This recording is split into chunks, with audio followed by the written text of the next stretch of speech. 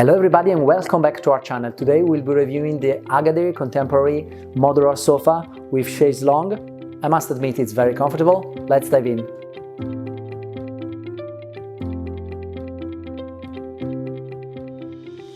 The Agadir sofa offers a wealth of compositions, and you start, of course, from the linear sofas, and this is interesting, you start from the 150 centimeters, which is rather compact.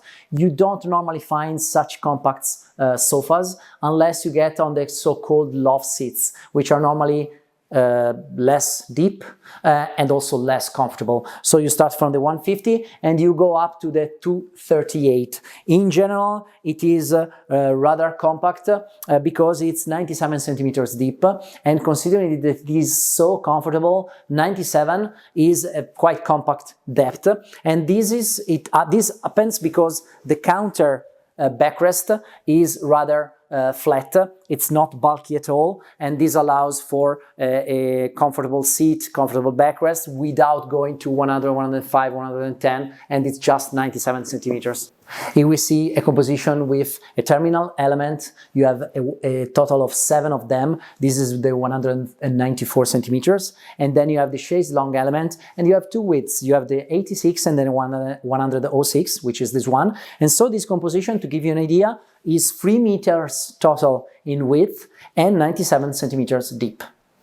In combination with terminal end elements, you can also have central elements, 70 centimeters or 90 centimeters. Then you also have meridienne elements to create a corner composition, even though with an open end without the final armrest. And you have 2 dimensions, which is the 214 and the 234. And the 214 is especially interesting because, you know, if you don't have the dimension for a corner composition, you choose a linear composition with the chaise-longue. And sometimes meridienne elements, they start from higher dimensions like 240, 260 and so on, and one is kind of forced to go for a linear composition, while here we have the meridienne with a dimension of 214, which is, I won't say rare, but it's not that frequent, and it allows you to create a rather compact corner composition. Then we also have the armchair and the matching pouffe, which is available in the square version and 70 by 70 and the rectangular version 70 by 90.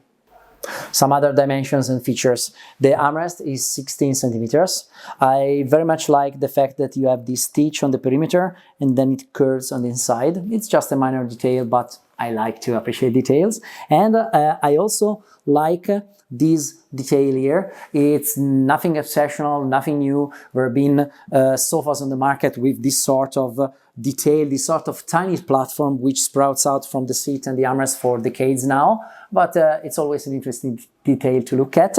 And from this tiny platform on the corner, you have these angled feet. They are 18 centimeters high, so we can say that the Agadir sofa has rather high feet, and not much customization on this detail because you only have this charcoal gray, which is a flexible color, but you don't have alternative colors to choose from.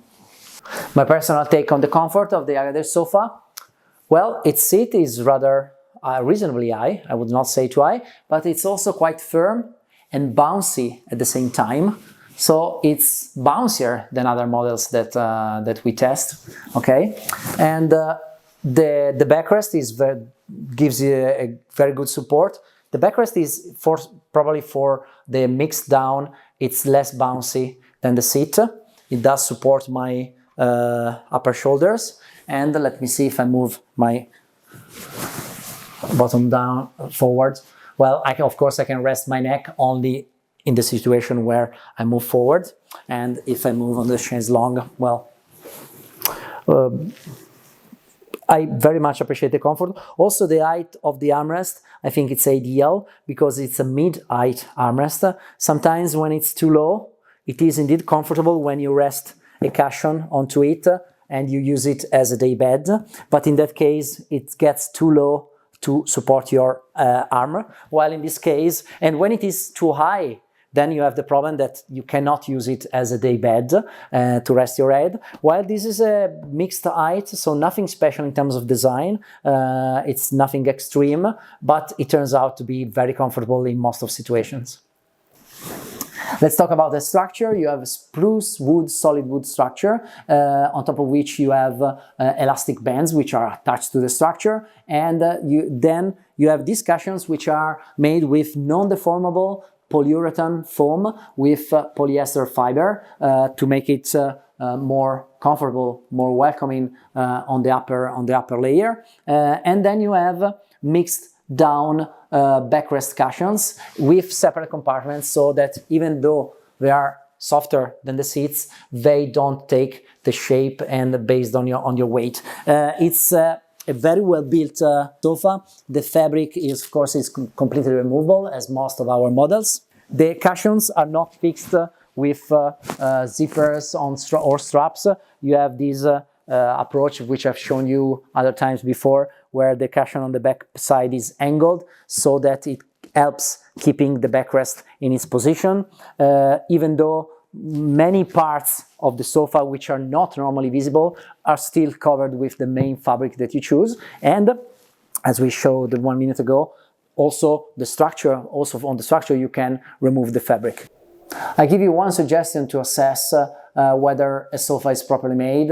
Of course, you would need to cut it in two and have a look inside the structure. But the first thing is to rely on a reliable partner. But you can, for example, an easy way is to simply open a backrest or cushion, and here you can see how the inside, first of all, it is covered with an additional cover which is underneath the main cover that you choose, so you never see directly the filling. And here you can even, not only the technical page where it describes that it is mixed down, which means polyester fiber together with natural feathers, but you can also assess in terms of looks and in terms of touch how the cushion is made out of separate chambers, and this confirms what I was telling you about, that it gives a comfortable support without taking the shape.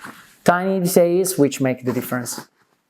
I'll also admit that I have my crazy ideas, and for example, when I close my backrests, I do like, well, this is a bit tight.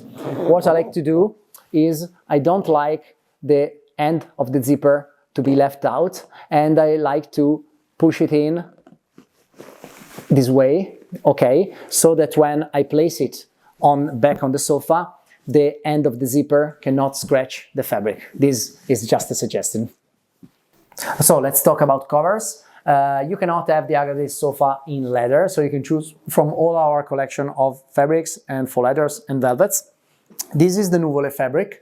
It's a chenille fabric. It's very soft. Actually, it has a convenient pricing. It has stain resistance features, and it is indeed also machine washable. And so, well, you know, it's a matter of taste. I'm not a fan of chenille. It's not my taste, really. Do you like chenille? Write it in the comments. But in general, the point is that when you look at the sofa, you should be able to distinguish between the shape of the sofa, the interior design solution that it gives you in terms of overall design and floor planning, and the choice of the fabric. Because, for example, this is a great fabric. I very much like the model of the sofa. I'm not a fan of chenille, but that doesn't mean anything. The point is, I find the sofa that I like, not necessarily with the fabric that is displayed on that sofa. Then I look for the fabric that I like, and I do my own personal match. So we've come to the end of today's product review about the Agadir contemporary sectional sofa, linear plus chaise-longue with its chenille fabric. I hope that you like it, and see you next time.